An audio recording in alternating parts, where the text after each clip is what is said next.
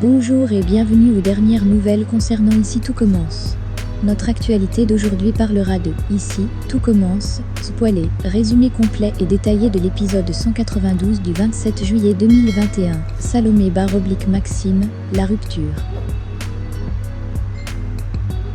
Salomé explique à Laetitia qu'elle n'en peut plus des manipulations de François et que Sylvie prenne toujours la défense de son mari.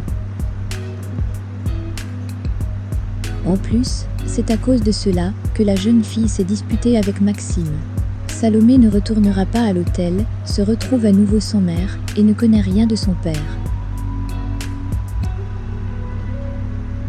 De son côté, Maxime explique à Sylvie les raisons qui poussent Salomé à ne pas revenir. Salomé se sent rejetée et Sylvie baisse les bras. Maxime en conclut que Salomé a raison en pensant que sa mère n'en a rien à faire d'elle. Sylvie s'insurge devant cette remarque et finit par lâcher qu'il y a des choses qu'ils ne savent pas, sans en dire davantage à Maxime.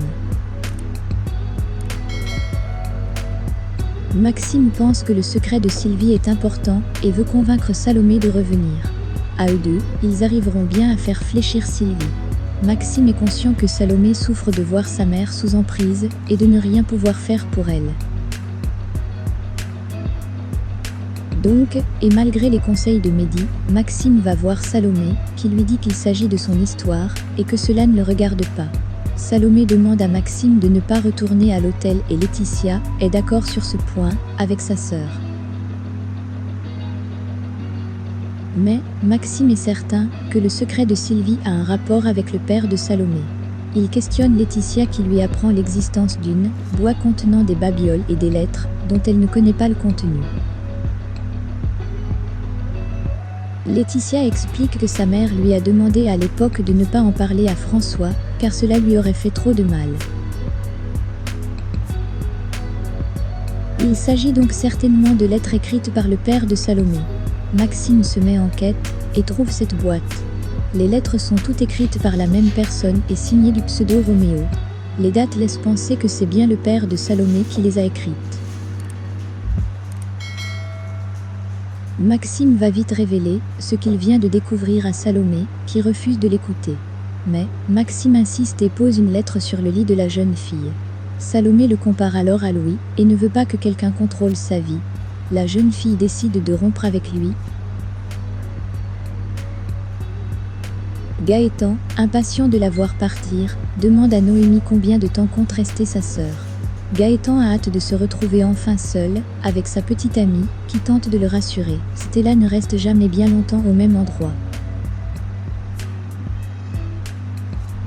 En attendant, Gaëtan peine à supporter Stella, qui critique son petit déjeuner.